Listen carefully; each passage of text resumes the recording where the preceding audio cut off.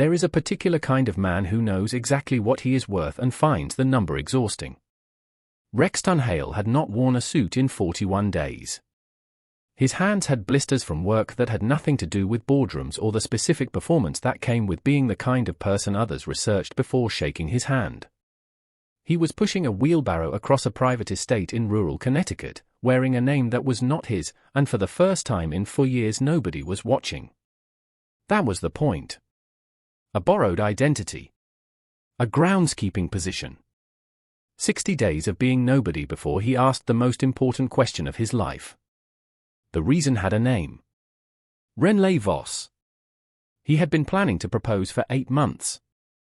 The ring was in his jacket at the bottom of a duffel bag in the cottage bedroom. He had purchased it before the doubt started. Before the recurring fear that every soft thing she said to him existed because of what she knew he could give her. Every person who had ever said they loved him had known what he was worth first. He had no way of knowing, with that knowledge already in the room, whether the feeling was about him or about what he represented. The doubt had become a wall he could not take down from the inside. 60 days of being nobody. That was the plan. He had not planned for what happened on a Thursday night in week 3. He was coming around the east side of the main house when he saw her at the gate. Single backpack. She looked over her shoulder before she knocked, and that one detail told him everything about her night before she said a single word. Then the light caught her profile and the wheelbarrow stopped. Wrenley Voss was standing at a gate she had no reason to know existed, looking like someone who had run out of every other door. He stood still for 4 seconds. Then she knocked again and he walked toward her because there was nothing else he could do. He opened the gate and said nothing about knowing her. She measured him the way people measure strangers when they are deciding whether the risk is worth it. She said she was sorry to knock late. She had been walking for a while. She saw the light. She needed somewhere to sit for an hour. He told her it was all right. He made coffee. She sat at the kitchen table and wrapped both hands around the mug and did not speak for 3 minutes. He did not push. He had learned in 41 days of quiet work that silence was not always a problem to solve. When she spoke, she gave him almost nothing. Complicated situation. Not ready to explain it. Then the last part, said while looking directly at him. She was not dangerous. It cost her something to say it. Like a sentence she had delivered before and watched people not believe anyway. He told her the couch had a blanket and she could stay. She looked at him for a long moment before she said thank you. Not the reflexive kind. The kind that comes after enough numbers that yes requires actual processing. She slept. He sat on the back steps until 2 in the morning thinking about the look over her shoulder at the gate. She stayed another day. Then another. By the 4th morning something had shifted in the way things shift between people who are both being careful for reasons they have not disclosed. She noticed a fence post leaning wrong, a drainage line backing up near the south garden. Fixed both before he could add them to the list. He watched her work and understood something that cost him. She was exactly who he had believed she was. That knowledge made the lie heavier, not lighter. On the 6th evening she told him about the pharmaceutical company. Not everything. Just the shape of it. A company called Varent Biologics. A colleague. A trial result someone powerful needed to disappear. She said she had been in the wrong place and asked one question too many at a moment when the wrong people were listening. She stopped. Looked at the table. He asked what happened after. She said the word conviction the way people say a word they have carried so long it no longer feels like language. Then she said something quietly, almost to herself. She said the worst part was not the facility. It was understanding that the truth had been sitting somewhere the entire time and nobody had cared enough to go looking for it. He kept his face still. He already knew more than she had said. He had known since the second night when he made a call from the back steps that no groundskeeper had any reason to make. He refilled her coffee. She said she had not told anyone that in a long time. He said she did not have to explain anything she was not ready for. She looked out the window and he saw something move across her face he recognized. A person deciding against their better judgment to trust someone. Immediately followed by the expression of someone already afraid of what that decision is going to cost. He understood both. He was wearing one of them himself. That night he sent for words to his legal contact, Ledger Thane. Pull the Varent trial. Ledger responded in 11 minutes. You're not going to like what I find. What Ledger found was not complicated. Simple stories were harder to dismantle because they had no loose threads. A senior compliance officer at Varent had spent months documenting trial data irregularities for a cardiac drug. Irregularities that, if reported to regulators, would have cost the company hundreds of millions of dollars. The executive who approved the manipulation was named Draven Feld. He had spent 15 years at Varent building the kind of institutional protection that organizations extend not because someone is good but because they know too much to be removed without creating a larger problem. The compliance officer died on a Tuesday morning. Cardiac event. 39 years old. No prior history. The investigation landed on Wrenley within 6 weeks. She had the access.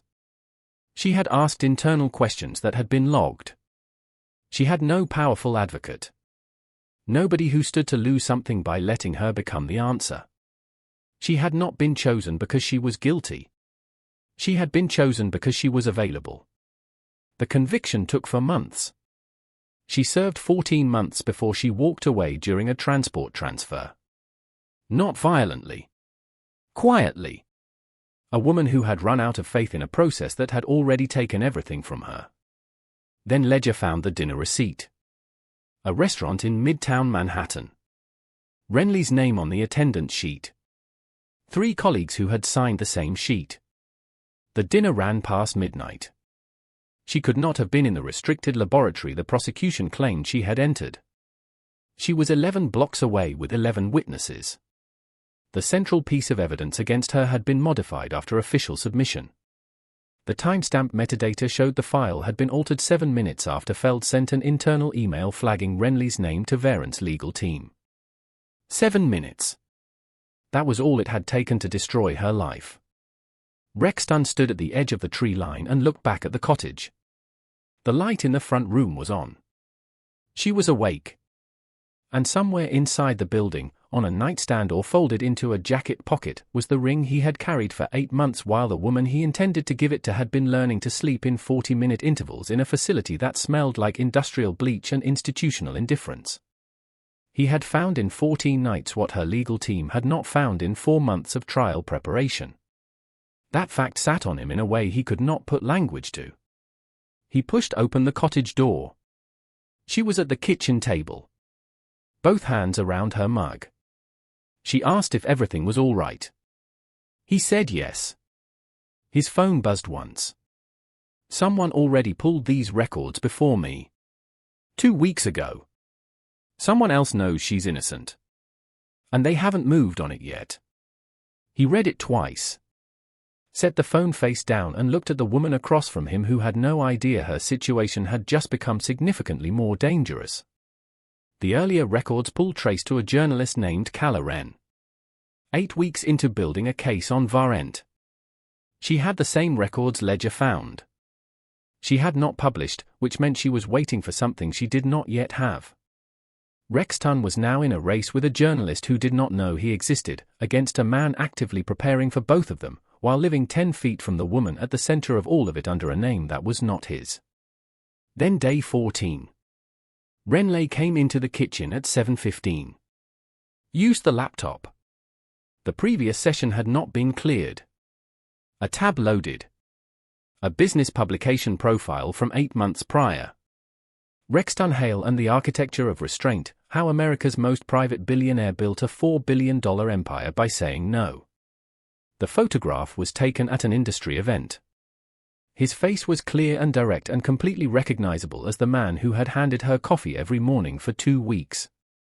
She did not move for a long time. She read the entire article. When she finished, she closed the laptop and stood at the window with her back to the room.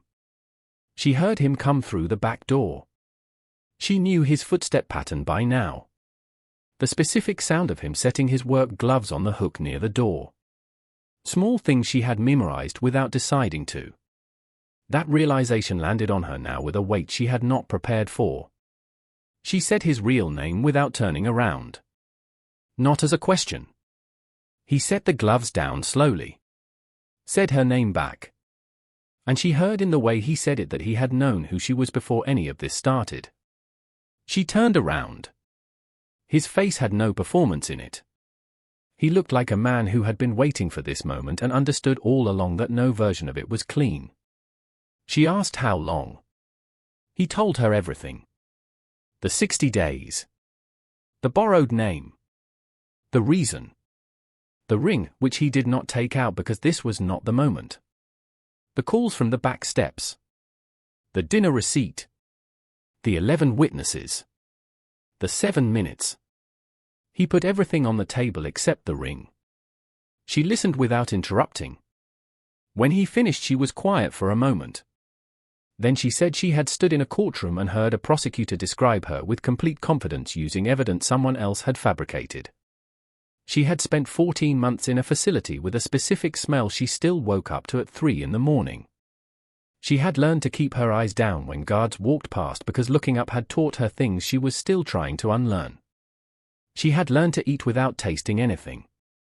She had learned to make herself small enough that nobody had a reason to make her smaller. She said she had come to his gate because the light was on and she had run completely out of the capacity to be strategic. She picked up her backpack. He said her name. She said she needed 1 minute without him speaking. He did not speak.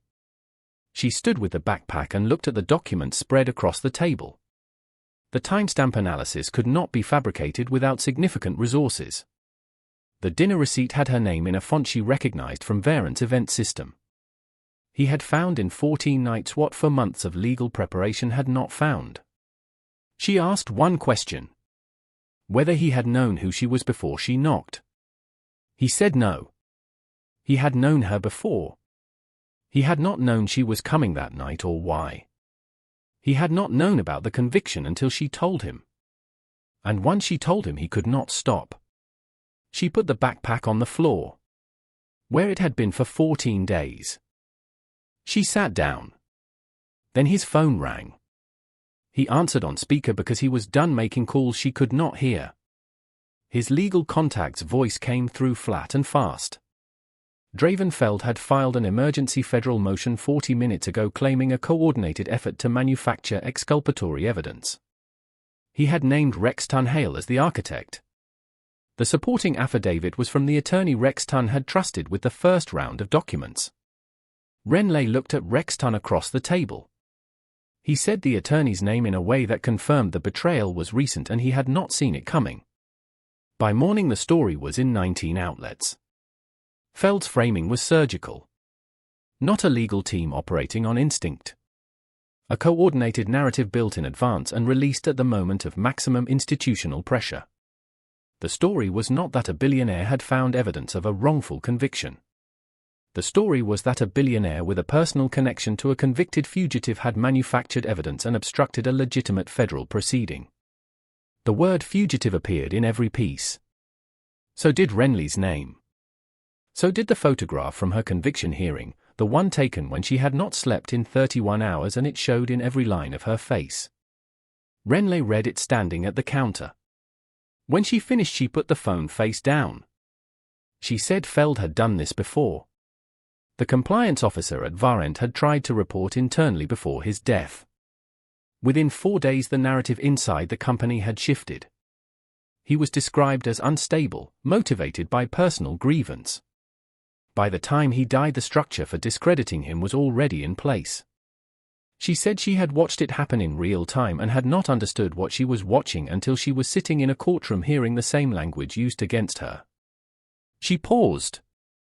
She said she had read an internal memo once, 3 weeks before her arrest, that she had not understood at the time. It was from Feld's office. 2 lines. It described a contingency scenario in which a junior compliance employee became the subject of a regulatory inquiry. It outlined the communication strategy for that scenario with a specificity that had no legitimate purpose unless the scenario was already being planned. She had been the contingency, filed away before she had done anything wrong. A name on a document in an executive's office describing her as expendable before she had any idea she was being watched. She said she had thought about that memo every single day for 14 months. Rexton looked at her. He had found the dinner receipt and the timestamp and the 7 minutes. He had not found the memo. He had not known that Feld had looked at her life and calculated its acceptable loss value before she had even become inconvenient. Something shifted in him that was not professional and was not strategic. He said her name. She looked at him. And for the first time since she had arrived at his gate, she saw something in his face that was not controlled. Not the careful steadiness he had maintained through everything. Something underneath it. A fracture, small but visible, the specific expression of a man who has just understood something about what was done to someone he loves and cannot make his face behave normally around that understanding. She had not expected that from him. She had expected competence, resources, strategy. She had not expected his hands to be still on the table while his face said everything his voice was not going to. She looked away first. She said there was no we in this. She was a fugitive. The moment she engaged formally, she was presenting herself for recustody with no guarantee it produced anything other than a return to the facility she had left. The system that had convicted her was the same system being asked to protect her now. He said the data was from before anyone had the dinner receipt. She said the receipt was in the hands of a man who had filed a federal motion in 40 minutes and who had written her name in a contingency document before she had done anything wrong. That kind of preparation did not have gaps in it. He had no answer for that. Because she was right. She walked to the window. She had not wanted rescue. She had wanted one room where nobody looked at her like she was already guilty. She had found that in a cottage belonging to a man whose name she had not known. Now the room was the same room and everything in it had changed. He went outside to give her space. He stood on the back steps and understood that the 60-day plan had been built on one variable and had not been built for this. Not for a federal filing and 19 outlets and a woman in his kitchen carrying the knowledge that a powerful man had looked at her life and decided it was an acceptable cost before she had done a single thing wrong. His phone rang. Calla Wren. 8 weeks of work.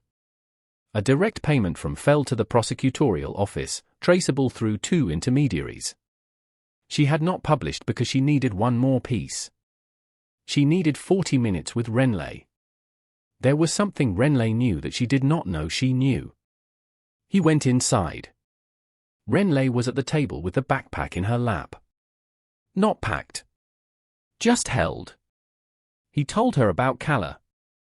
Everything. She asked what happened if Calla was wrong. He said he did not know. She looked at him for a long moment. She said she had trusted 2 systems and 1 person with her life in 2 years. Both systems had failed completely. The person had lied about his name for 2 weeks and had also found in 14 nights what for months of legal preparation had not found. She said she did not know what to do with that. Then she set the backpack on the floor and said to tell Calla Wren 40 minutes and not one more. Calla arrived alone and laid 8 weeks of work on the table before asking for anything. The financial trail. A direct payment from Feld through an intermediary to a private account held by a former colleague of the lead prosecutor. Cleared 11 days before the prosecution filed its evidence list. The evidence list that contained the modified access log. What she did not have was the origin document. The internal Varent record showing Feld's direct instruction to modify the access log. Without it she had a financial trail a skilled attorney could call circumstantial. With it she had the instruction that produced the manufactured evidence. The document was inside a restricted archive. But Varent's archive system had been built during Wrenley's tenure. The implementation had required a small compliance team to stress test the access protocols. Each team member had generated a secondary backup credential. Standard protocol required rotating those credentials out after the audit. Varent had a documented history of failing to execute that rotation. Kala looked at Wrenley and asked if she had been on that team. Complete quiet. Wrenley said she had. She had memorized her credential because she memorized numerical sequences automatically. If the credential still existed, it could retrieve the document. Wrenley looked at Rexton. He had not spoken since Kala arrived. He was watching her with the attention of someone who understood this was not his decision. She told him she needed 10 minutes. She went outside. He followed and stood beside her near the south garden without speaking. She said she had spent 14 months believing the weight of the truth would eventually produce a result. She had stopped believing that 2 months in. She had learned to sleep in 40-minute intervals. She had learned to measure every interaction for whether it was safe. She had walked away during the transfer not because she had a plan but because standing still had become indistinguishable from giving up. She was quiet for a moment. She said she needed him to understand something before she made this decision. If this failed, she had nothing left to absorb it with. The system had already taken her conviction, her career, 14 months, and the version of herself that had believed the truth was enough. She was telling him that clearly so he understood the actual weight of what she was walking into. He said he understood. She looked at him directly. She said she was not sure he did. Because he had never sat in a room while a jury read a verdict about him built entirely on a document someone else had typed in 7 minutes. He had never had a man he had never met write his name in a contingency file like his life was a line item. He did not try to answer that. He just held her gaze and let her see whatever was in his face, which was not strategy and was not composure. She said she was going in anyway. They went back inside. The credential worked. The document was in the archive exactly where Kala's source had indicated. A single internal authorization record. Feld's executive credential. A 3-line instruction directing the system administrator to append an access entry using Wrenley's credential and timestamp it to 11:42. Generated at 11:29. 13 minutes before the modification. 3 lines. His credential. His instruction, timestamped before the evidence he manufactured. Kala had it in 3 secure locations within 90 minutes. Feld moved fast when the alert generated. He filed an emergency motion to exclude the document on the grounds it had been accessed illegally by a fugitive. The motion was filed at 4:17. Kala's story published at 4:49. 11,000 words. Banking records. Intermediary registration documents. A statement from Kala's source who had decided that morning to go on record after reading Feld's federal motion and making a private decision about what they could and could not live with. The authorization document in full with forensic analysis confirming the metadata, the credential attribution, and the timestamp sequence. The story contained the dinner receipt. And the names of all 11 witnesses. And the 2-line contingency memo with Wrenley's name in it, retrieved from Varent's archive at the same time as the authorization document. When that memo published, something shifted in the coverage. The legal details had generated inquiry and outrage. The memo generated something different. The specific image of an executive writing a junior employee's name into a disposal plan before she had done anything wrong landed on people in a way that legal filings did not. By 6, a federal inquiry had been formally opened. By 7, 2 congressional oversight members had issued public statements. The attorney who had provided the betraying affidavit released a statement saying he had acted under duress and was prepared to cooperate fully. Feld's emergency motion was denied that evening. The judge's denial order contained one sentence that circulated widely by morning. This court is not available to be used as a suppression instrument. Wrenley read those 11 words at the kitchen table and did not say anything for a long time. Her defense attorney called at 10:30. Cleared of the manufactured conflict. Emergency motion for a stay of the fugitive warrant to be heard in 3 days. He needed Wrenley to present herself voluntarily to federal custody. She did not look at Rexton. She said she would be there. He drove her the next morning in the same truck.